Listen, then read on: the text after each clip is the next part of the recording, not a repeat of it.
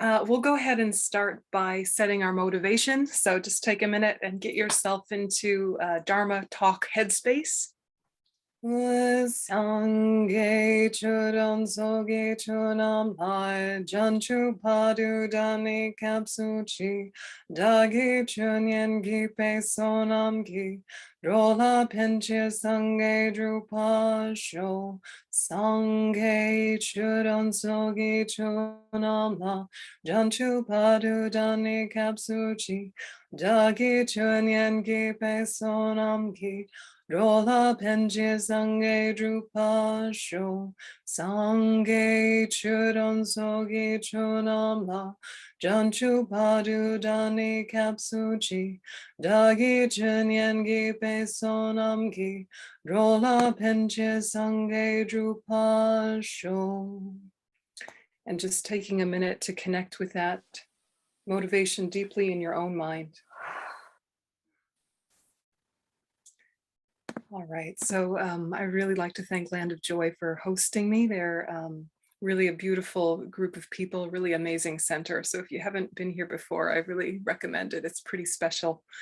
The text that we're going to be looking at today, The Wheel of Sharp Weapons, is meant for advanced students. It's meant for people not necessarily advanced in terms of their scholastic knowledge, but advanced in terms of their spiritual maturation.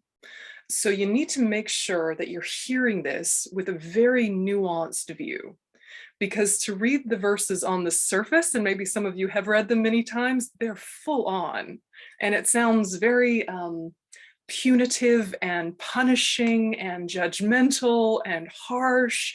And actually, there's threads of humor and invitations for self-reflection and connection to the human condition and all sorts of ways to cultivate bravery. And not just kind of this courageous bodhisattva attitude that takes hardships on the path, but also is understanding karma from a different lens than normally. So this is a fundamentally Mahayana practice. So because it's Mahayana, you know that the goal is complete Buddhahood for the benefit of all sentient beings. Okay, so when you're looking at karma in this context, you're not looking at it as just an impetus to practice ethics, although that is there. You're looking at it also as an impetus to destroy the self-cherishing attitude. And that's another one of those words that if you're not hearing it with a nuanced view, sounds super harsh, like you're not allowed to take care of yourself. In fact, it elevates the way you take care of yourself to understand the demon of self-cherishing. Right? So I think some of you know this, but we just want to make sure we're on the same page, because when you read the verses, they are so full on. And I don't want anyone to revert into some old, I don't know, fundamentalist upbringing that they might have had, full of, you know, self-flagellation and all sorts of sort of harshness and, I don't know, feeling like Zeus is going to send down lightning bolts and destroy you if you're naughty or something, whatever, paternal, whatever associations we have. I want to make sure we hear it with the right ears. So when you hear the word self-cherishing, you want to hear a self that is cherished that is not real. So it's completely related to self-grasping. Self-grasping and self-cherishing are not the same thing, but they are like best friends for us, unfortunately. So the self that is cherished by self-cherishing isn't actually there. There is a self, but it's not that one. The self that is there is that which is merely labeled on the collection of parts, isn't it? But and that's really what we're trying to understand by overcoming self-grasping. And we'll talk more about that tomorrow when we get into the wisdom verses. But when we're looking at overcoming self-cherishing, the direct antidote to self-cherishing is bodhicitta, the mind of enlightenment, that good-hearted attitude that aspires for Buddhahood for the benefit of all sentient beings. So if you're going to work for sentient beings, you need to be healthy, you need to be happy, you need to be strong and stable and have all sorts of inner and outer supports, but not from a clingy, attached mind that's full of, I don't know, entitlement and demandingness and self-centeredness. It's from a strategic perspective of I'm a tool to be of benefit to others. I must make sure I'm running smoothly, like a good car. Yes. So with self-cherishing, you can eat as much junk food as you want. With self-cherishing, you can watch as much Netflix as you want because it's just you, it's hurting no one.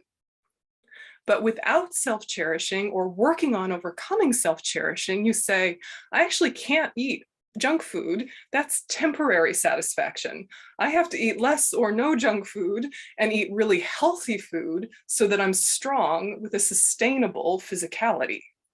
I can't binge watch TV shows all the time because even if it's just for me, it's kind of putting half pause on my mental afflictions or dissociating myself or making myself somehow a little bit entertained. It's not causing any trouble.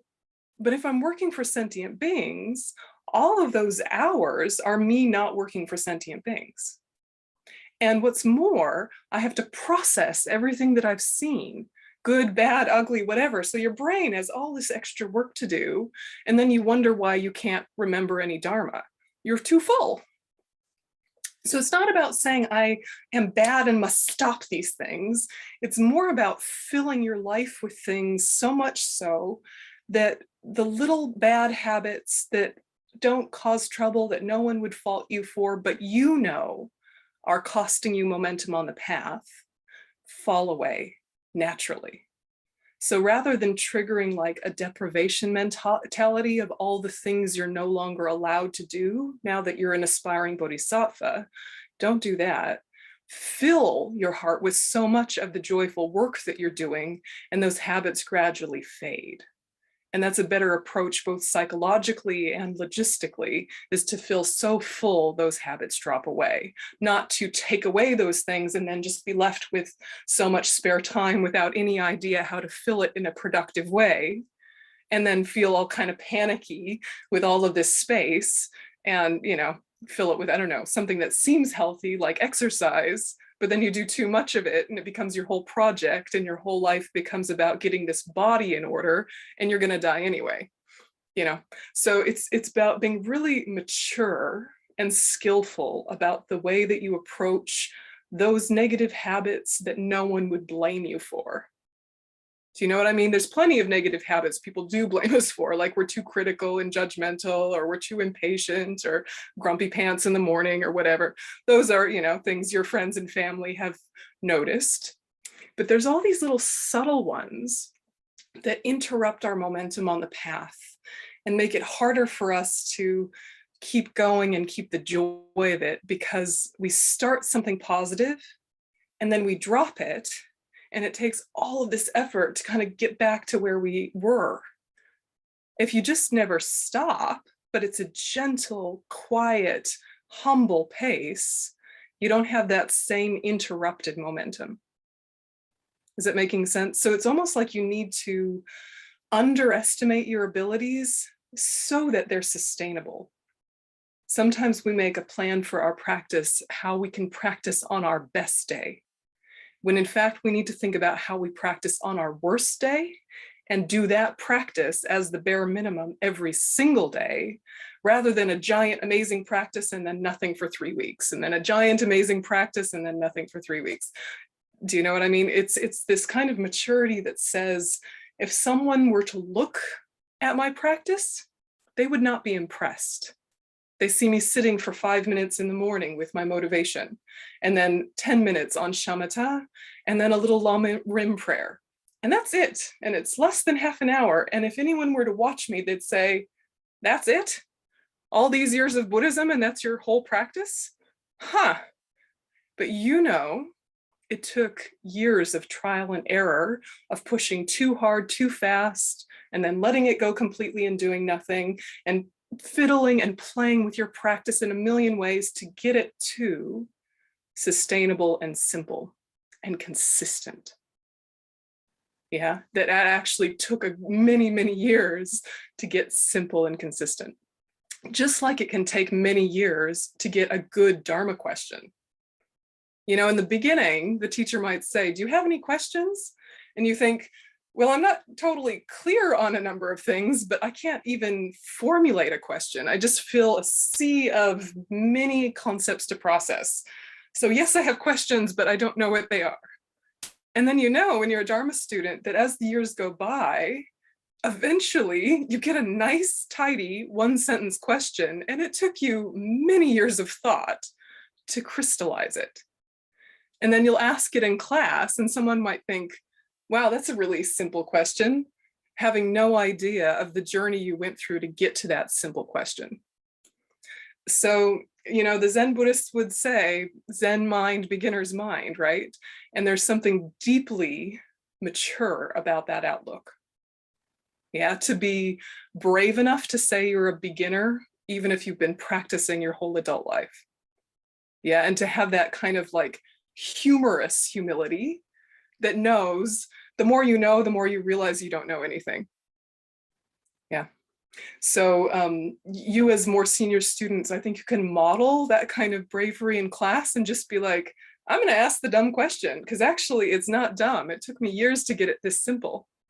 You know, a new student might say something very intellectually fascinating with a great deal of context, right? So much, all the whole story behind their question and all the reasons why they're not stupid for asking the question and all the perspectives they're bringing to the question. And you wonder, what is even their question? Have you been to Dharma classes like that, right? With like a very smart new person? And you think, look, they've got a good mind, but they haven't sharpened the horns of the dilemma. They haven't figured out what the real confusion in themselves is. They just know that there is confusion. And now their pride is feeling reactive about having confusion. So they have to justify their confusion for, you know, 5 minutes before they even get to the point. So a mature student can just say, so, okay, karma, cause and effect. Yeah, but what about like the fact that I have a hangnail? Like, I know it's because I picked my finger. Is that karma or is that not? You know, and it seems like some ridiculous question, but actually it's profound. Okay, so with that idea, we're gonna jump into the text, and this session is gonna be the most chatty session from me, and then we'll have a little stretch, and then we'll do some Q&A and some meditation related to it. And after the whole class is finished, I'll send you my, my PowerPoint slides if you're curious, so don't feel like you need to frenetically write notes. The main source for the presentation this weekend is going to come from the times that I've studied the Wheel of Sharp Weapons with my teacher, 𝐀𝐛𝐨𝐮𝐭 𝐿𝐵𝐲𝐻 in the basic program at 𝐂𝐛𝐨𝐰𝐭 Institute.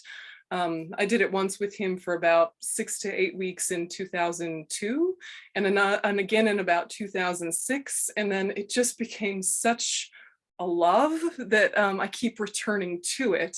And there's actually a lot of great resources like Geshe Nawang Dargye's commentary.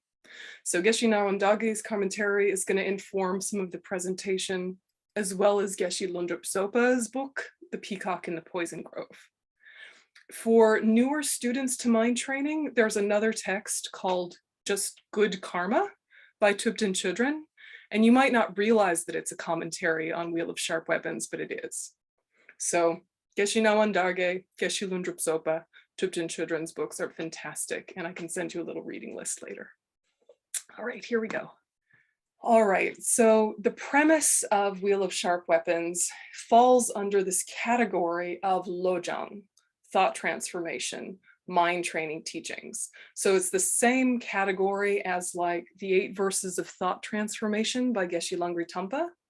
It's the same category as all of these texts that kind of encourage a brave outlook on how you approach your relationships, your life, and your karma. And as I said before, they're for very mature students, whether scholastically very informed or not. It's about people who have ripened their mind stream to be able to see subtlety and layers and not take verses on their face value, but penetrate the depths and the layers and all the things in between the lines. So Lojong is the category of teaching that we're talking about. Pretty much all Lojong emphasizes Tonglen, which is the giving and taking practice that a lot of you will know about. What are you giving? You're giving happiness and roots of virtue. What are you taking? You're taking suffering and its causes, your own and others. And when you do this, this is the first one that is very easily misunderstood. And the giving and taking practice is to overcome self-cherishing and to increase cherishing others. So in its simplest form, giving is connecting with love, taking is connecting with compassion. And these two ideas kind of pivot back and forth. They eventually ride on the breath. They eventually accompany a visualization. And every cycle of breath, visualization, and thought, we think weakens the self-cherishing thought and frees up and expands our good heart of bodhicitta, which is in its aspirational stage, but is still able to be connected with. So Lojong emphasizes Tonglen, which develops Jontu Kisem, or bodhicitta, the mind of enlightenment. So bodhicitta is sometimes called the mind of enlightenment, or the spirit of enlightenment, or the heart of enlightenment. But what it is the altruistic mind that seeks enlightenment in order to benefit all sentient beings. So it's an upgrade from, quote, mere nirvana of liberation. And there are two bodhicittas described in Lojong texts, conventional and ultimate. You'll also see a aspiring and engaging conversation. We're not going to go into that in this weekend. Aspiring and engaging bodhicitta are related to conventional bodhicitta. That's more a conversation that lives in the realm of talking about the bodhisattva vows and the path of the six perfections, things like that. So we're talking about conventional and ultimate bodhicitta, which are related to the two aspects of reality, conventional reality and ultimate reality, and how to practice in response to each. So Lojong practice describes both, but which comes first will vary by the author. Usually ultimate bodhicitta comes second, but not always. So this text is in the thought transformation Lojong tradition of Buddhism, though it was composed much earlier than the other texts of that tradition. So it predates the 8 verses of thought transformation. You can find references, early references to thought transformation in Nagarjuna's Precious Garland and in Shantideva's Guide to a Bodhisattva's Way of Life, but they weren't necessarily classed as a genre so distinctly in that time. So this text came from an Indian master, Dharmarakshita. Some people say Indonesian, somewhere in the end of the 10th century, beginning of the 11th century. And he was known for his great compassion and his Tonglen practice. And then the practice was popularized by Dharmarakshita's famous student, Atisha. So Atisha was attributed to founding the Lam Rim tradition, for example, his text, Lamp of the Path, and Atisha passed it to his Tibetan student, Domtrumpa. So Domtrumpa, one of the Kadampa Geshes, is perhaps who initially wrote it down, as it appears to originate in the Tibetan, having been orally transmitted prior to that point. So despite it being an Indian, or some say Indonesian text, it wasn't written down in that language. It was an oral tradition until it kind of moved into Tibet, where it was written down. So in the text, there are a few main themes that repeat again and again and again. And these analogies or metaphors, this poetry is trying to conjure up a more kind of visceral, experiential connection with the heart of Lojong. So the imagery is powerful and beautiful and interesting, but at some point, some people will kind of take it a bit too literally and get lost in the analogy of it and miss the point of it. So if any point you're looking at these different references, like the peacock, like the wheel of sharp weapons, like the crow, like the poisonous plant, and you think, yes, but scientifically, blah, blah, blah, blah, blah, that could all possibly be true, but don't get hung up in the literalness. We're looking into the experientialness of things. So the very first thing we're looking at is the Wheel of Sharp Weapons itself, because the name of this work is the Wheel of Sharp Weapons, or the Wheel Weapon Mind Training, or the Wheel of Sharp Weapons Effectively Striking the Heart of the Foe. What is the Wheel of Sharp Weapons? And historically, there's a few opinions about whether it's referring to something like a throwing star, or if it's referring to something like a chakram, whether a wheel that is made of weapons or a wheel that is a weapon. But in either case, we're talking about something that behaves like a boomerang. So it's analogous to our past actions being related to our current experience. Negative karmic seeds ripen as current suffering experienced. What we did comes back to us, behaving like a boomerang. So the first example we see of this framework in the text is verse 11.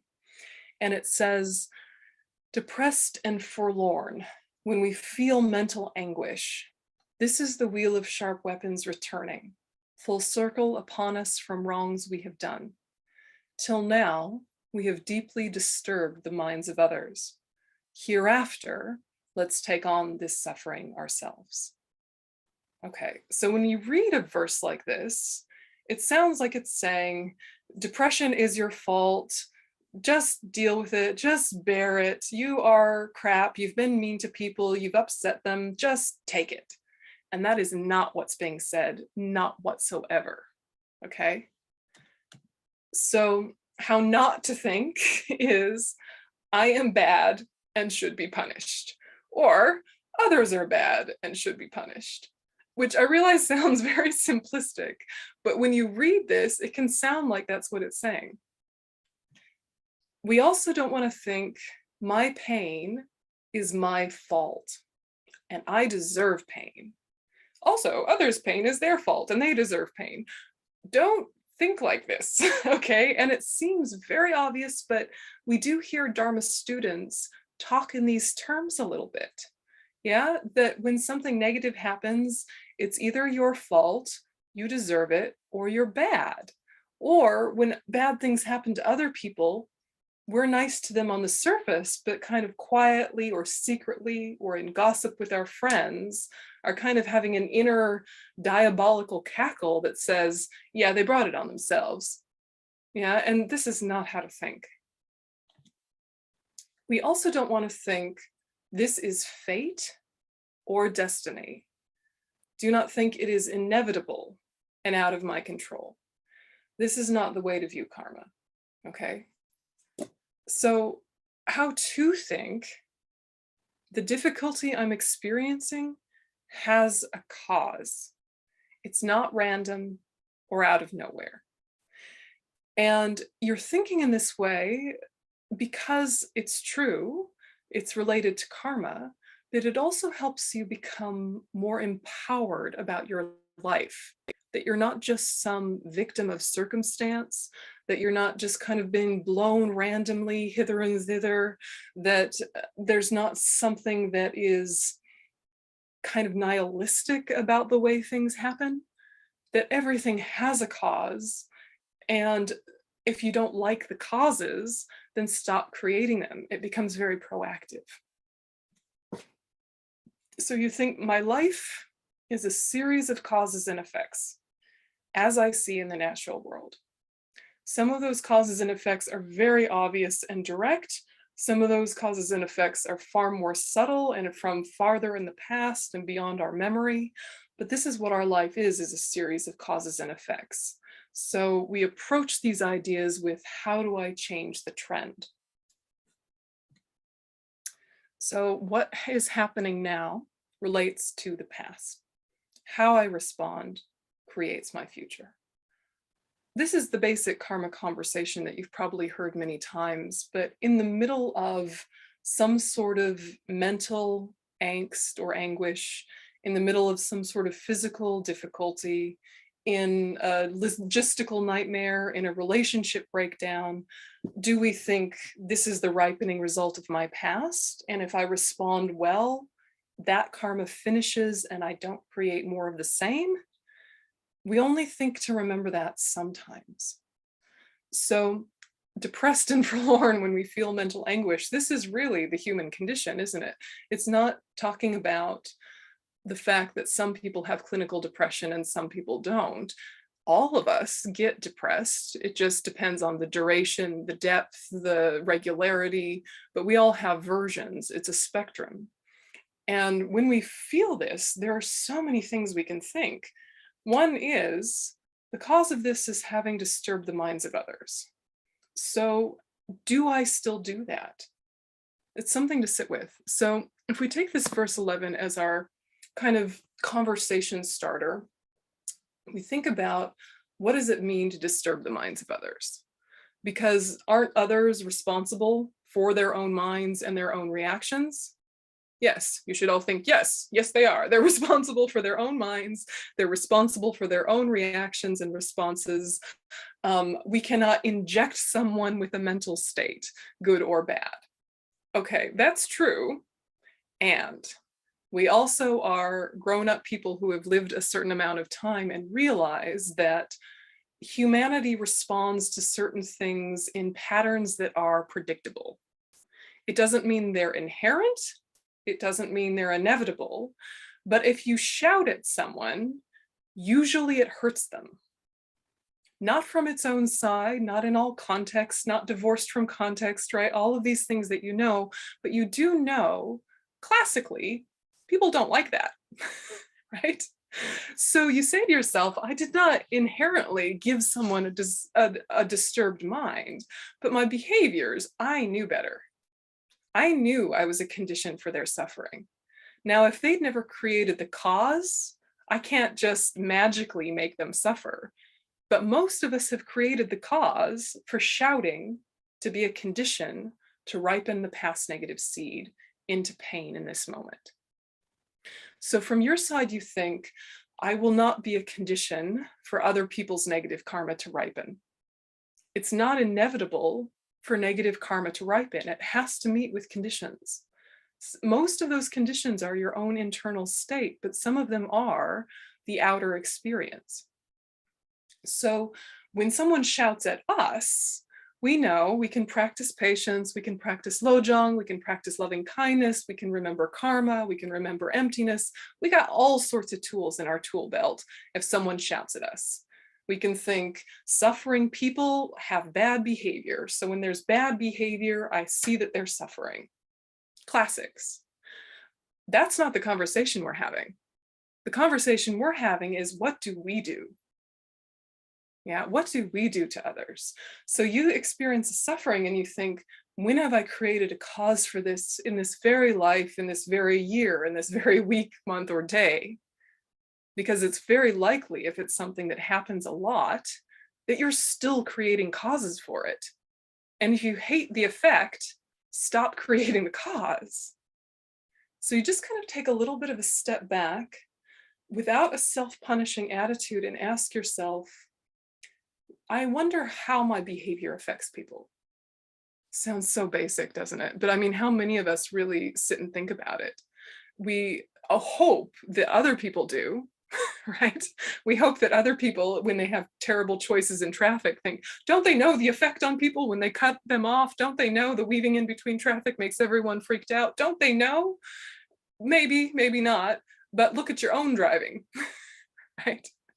Right? Look at your own driving. Like, is going too slow, frustrating everyone behind you? Is going too fast, freaking them out? Is, weaving in the lane a little bit, making people nervous? Are you creating the condition for an accident?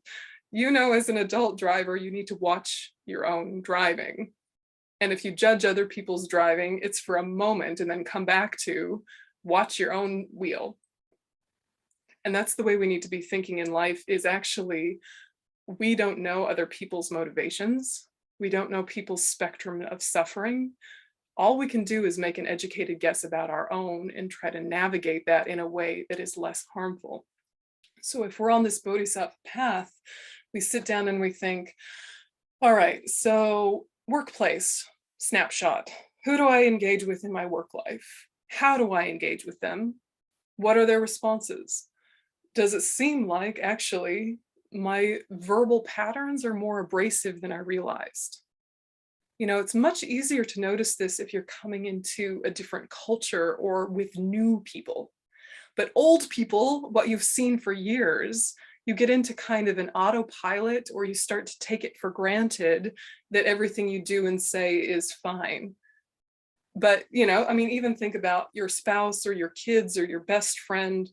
Is how you speak to them imbued with skillfulness and compassion?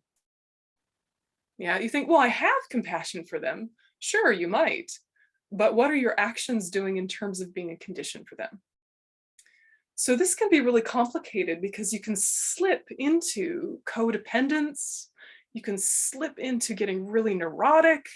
You can slip into needing validation all the time. Like, did I hurt your feelings? Am I good? Am I good? Please tell me I'm good. Do you like me? You don't say it like that. You're not a child, but you do all sorts of little like grown-up person manipulations to try and elicit validation to make sure that you're doing it right. So don't slip. This is just an inner conversation with yourself of, was that my best work verbally based on what I know so far? Was that my best work physically based on what I know so far? And if it wasn't, just think about that. How come? Was I just lazy? Or was I just tired? Or was I actually not up to my best? Be nice to yourself about it, without excuses, without justification, without that slippery slope. So you start to see how these are very mature concepts. These are not conversations you want to have with a child unless it's a very precocious, mature child who is already showing symptoms of thinking in this way already. Right? You don't think, oh, if you're depressed, honey, do you know it's because you disturbed the minds of others? Would you say that to a child? That would be so mean. That would be so harsh, right? Would you say that to a new Buddhist? No. Would you say that to someone with clinical depression who is having the symptoms of clinical depression in that moment? No, right? You say it to yourself on a good day when you've got mental space to explore it. So question so far, the wheel, thoughts so far? Is it making sense, or yeah? Yeah, are there pitfalls that you can see you might slip into, or you've seen yourself and others slip into? So I have a question. Sure. When I've heard about this practice called universalization, and I think it is based on Tonglen, but or maybe not. I'm not sure. I know that I think I've read it on probably the Dalai Lama's website or something. So, is this? Would that be right to say that practice when you are upset and you understand that you created the causes, you sort of like take all the other suffering onto yourself? Would that be right? Would that be like the practice of universalization, or not? I haven't heard that framing, but it certainly is related to universal responsibility. It's certainly related to this Tonglen practice of giving and taking. When it says, hereafter I'll take all the suffering onto myself, it's a mental attitude of overcoming resistance, of expanding the heart, of increasing bravery. So what you're thinking is all suffering comes from actions motivated by self-grasping and actions motivated by self-cherishing. That's the enemy. No one is my enemy. My only enemy are these wrong ways of thinking, which are not me. They're completely removable. So they came from the self-cherishing, self-grasping thought. I will give them back to the self-cherishing, self-grasping thought, and that will weaken it and open up the heart. So you do that for your own pain, your own suffering, your own anticipated pain and suffering, and then you expand it to all sentient beings. So say it's depression, for example, and you've done mind training before a depressive episode. Okay, don't start in the middle of the depressive episode unless you have tons of mental space, perspective, and objectivity, which most people don't when they're suffering. So you've done your work on a good day, now it's a bad day. On the bad day, you remember your good day work and you think, this depression is compounded by my resistance to it. Step one, overcome resistance to it and decide to make it voluntary.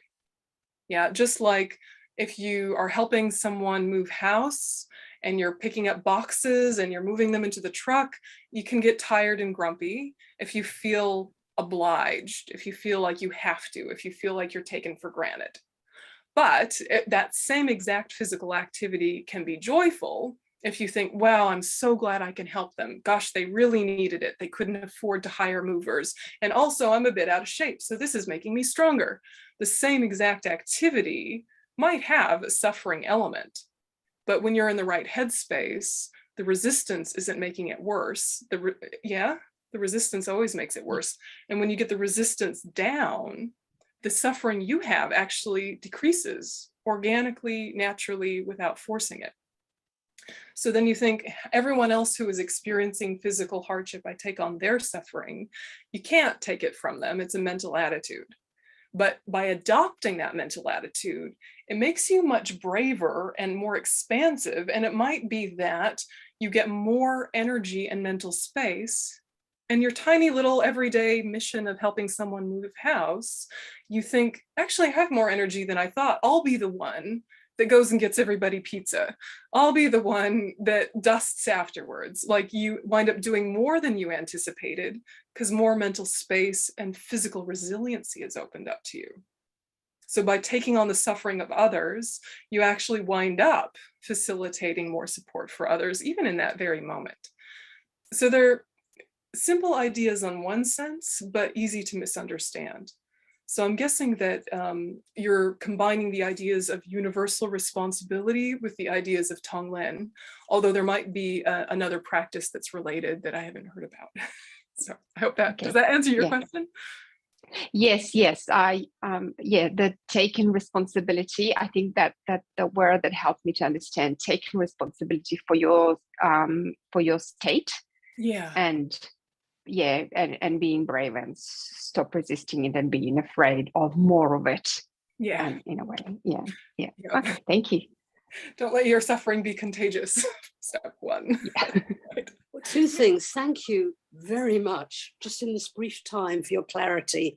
I do appreciate it so much. It's amazing. One of the tools I use, in addition to some of the ones you've mentioned, is when things are coming at me, and they have done in the last few years quite heavily, I get very tight. And the way I can loosen up is to see this as negative karma ripening. In other words, to see this as just my karma ripening, and this is fine. This, this is an opportunity to clear that negative karma. How does that come into the mix, please?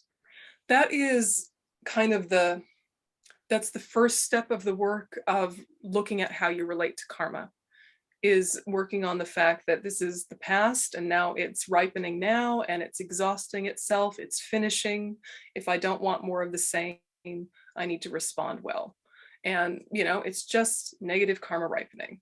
And then your conclusion is, therefore, I need to practice ethics, because ethics are the basis of not creating more negative karma. But now with this bodhisattva path, we're taking that, we're not losing that, we're adding. And what we're adding is, not only do I want to bear my own suffering well, I want to bear other people's suffering well. And actually, I want to use both my suffering and their suffering as fuel for the path to enlightenment. So when I see the wheel of sharp weapons returning, yes, ethics, but also bodhicitta. And what's more is when you're reading about these and you realize they're naming things that are universal. I am not unique. I am unique, but not really, right? It's just variations on a theme. And I mean, that verse, right? It was written in the 10th century, and we think, oh, depression's a new modern issue. No, it's not, right? In a way, it can be reassuring that the human condition has been similar or the same. The details have been different. Also, there are strategies to overcome it. So you start really looking at the pain in your life, not as just something to bear gracefully and address with ethics, but something that part of you wants. I see it as a purification. You see it as purification, absolutely do that. But then you add to it, understanding suffering deeply helps me understand the human condition, and it increases my compassion. Yeah. Yeah, so it's layering on what you already know with more Mahayana motivation. And you already know this from your life, that if you've had a particular kind of suffering, worked it out, moved through, finished it, I don't know, say you had like epic credit card debt when you were in your 20s because you just were in your 20s and you made silly choices, and then you spent decades paying it off, and there was all sorts of like grief and angst about it, and you finally found a good financial planner that helped sort you out, and you got your budget organized, and now you have a friend with epic credit card debt that they're dealing with. Don't you feel sympathy? Just like no effort whatsoever. You're like, oh my God, I know that pain. Yes. What can I do? I know a guy, right? You're like, you're right in there with support because you relate. So with all of our suffering, we can try not to lose the lesson of it and how we can use it to open ourselves to others. Because if you haven't dealt with your own suffering, you've just kind of pushed it away. Then when you meet with other people who have a similar suffering, it triggers you. Yeah, and you either get too helpful because you can't bear to hear it because it's a painful sort of trigger, or you block it and push it away and pretend it's not happening, or any number of neurotic things happen if you haven't dealt with your own version of it. So everyone's life details will be specific to them, but the core issues are very similar. So knowing yourself well immediately means you don't bring all this emotional baggage to helping other people. You can just sit with their suffering and not be reactive. Yeah, and then if there is something you can do to help, that will be more apparent.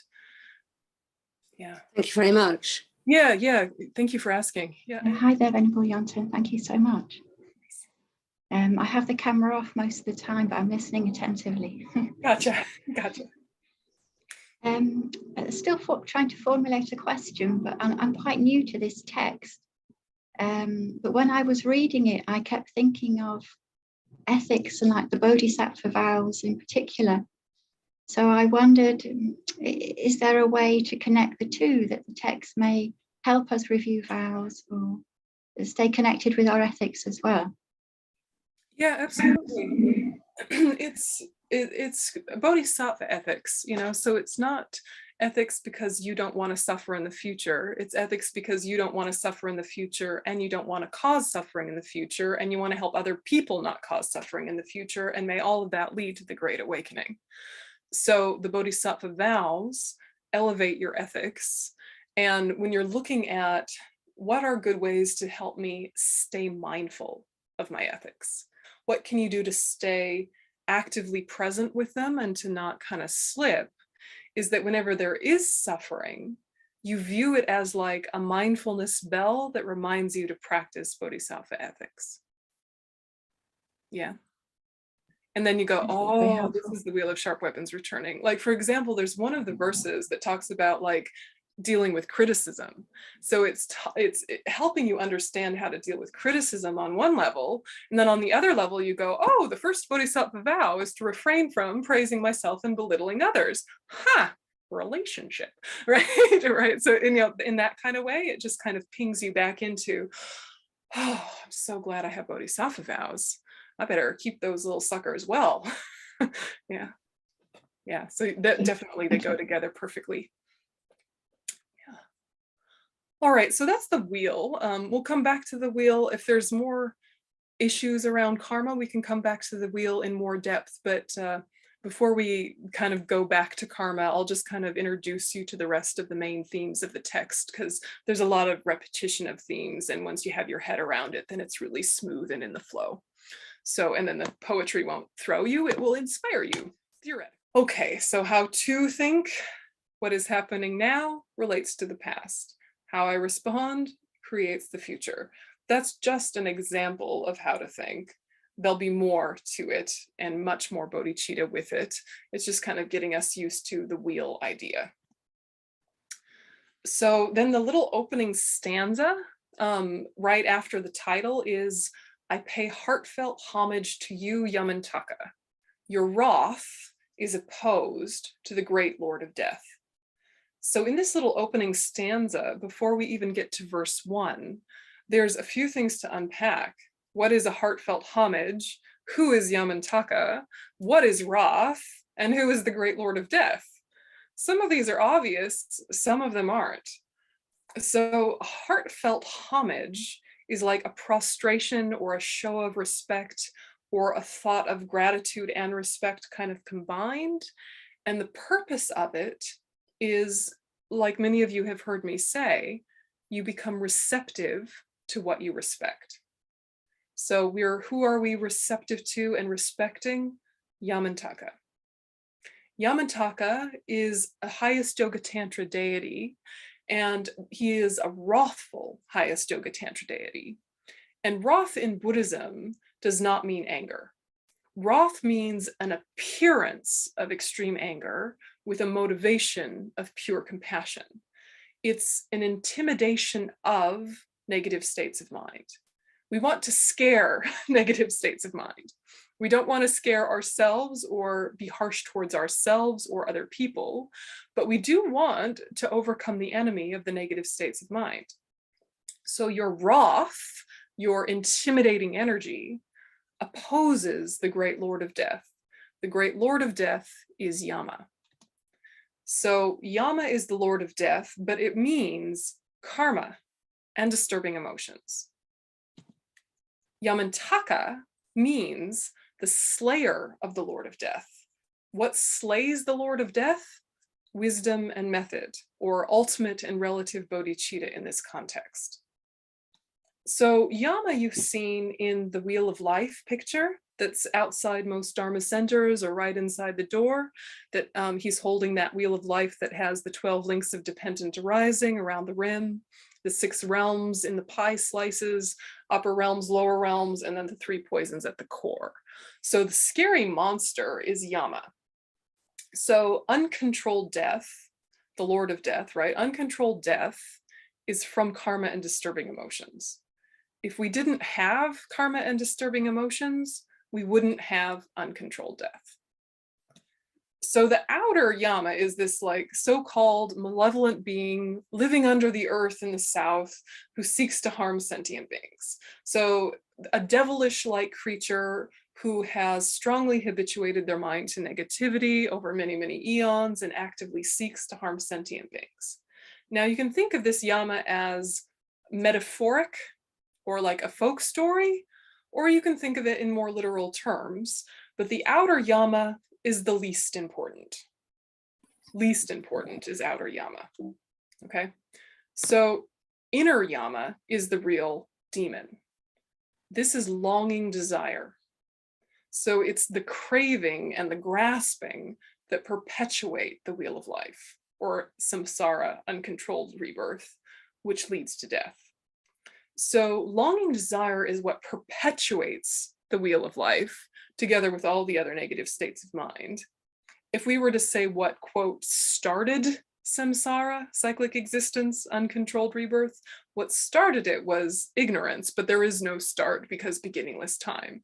But when we look at this chart, the start here, ignorance, leading to, et cetera, et cetera, et cetera.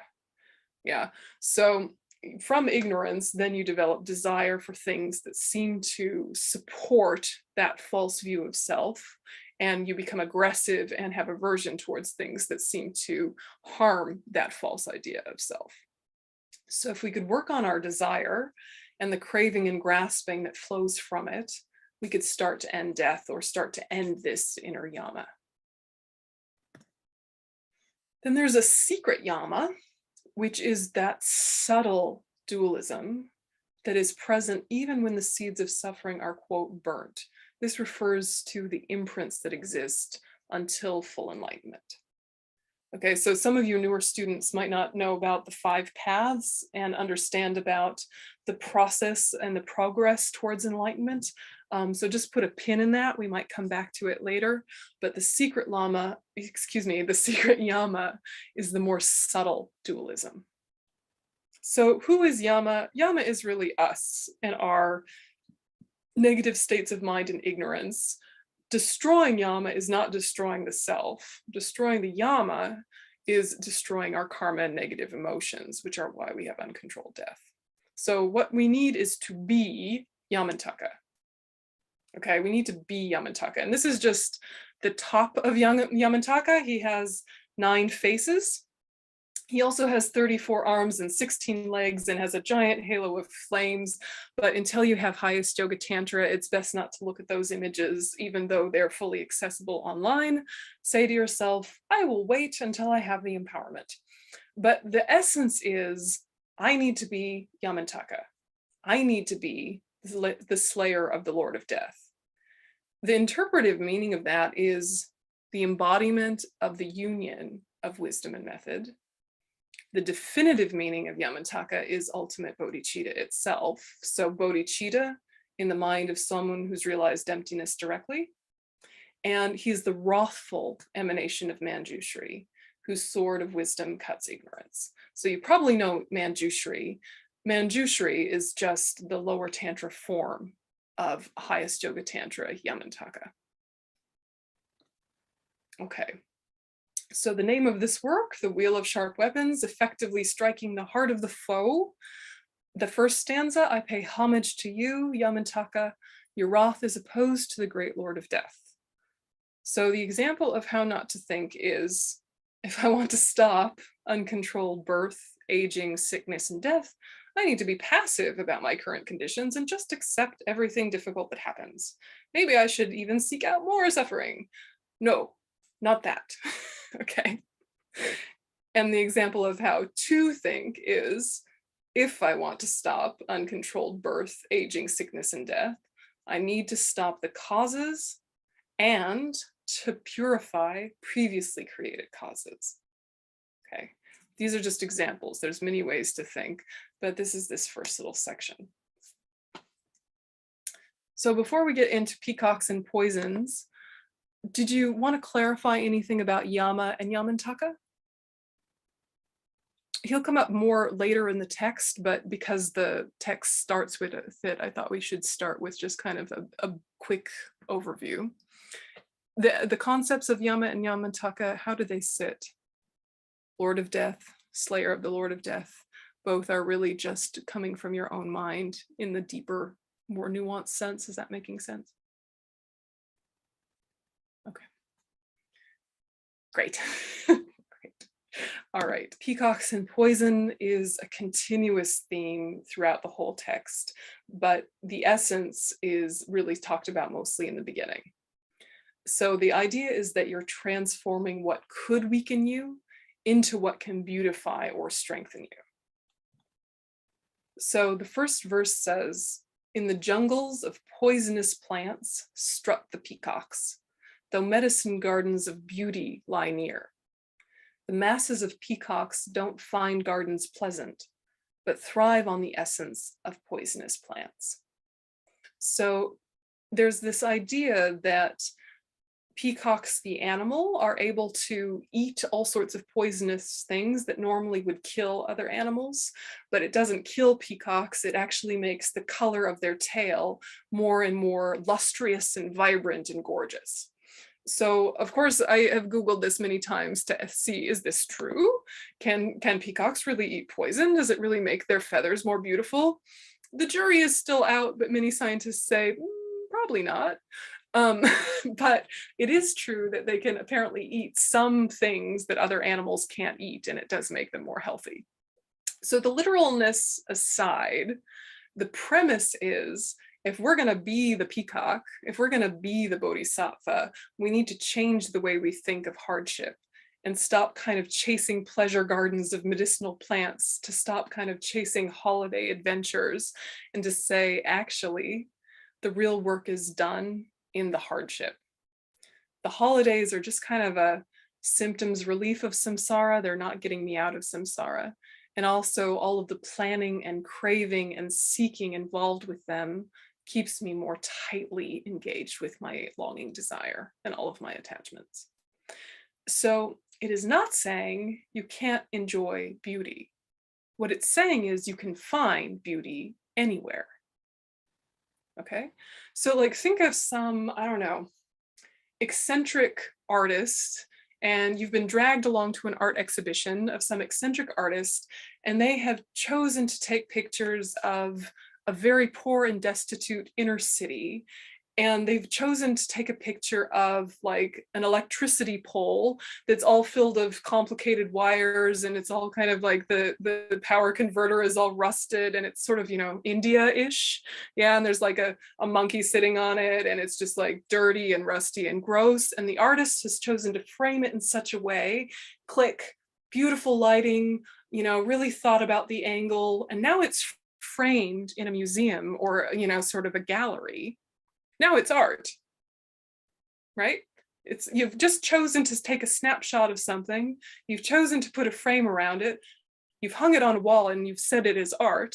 Now it's art, it's beauty.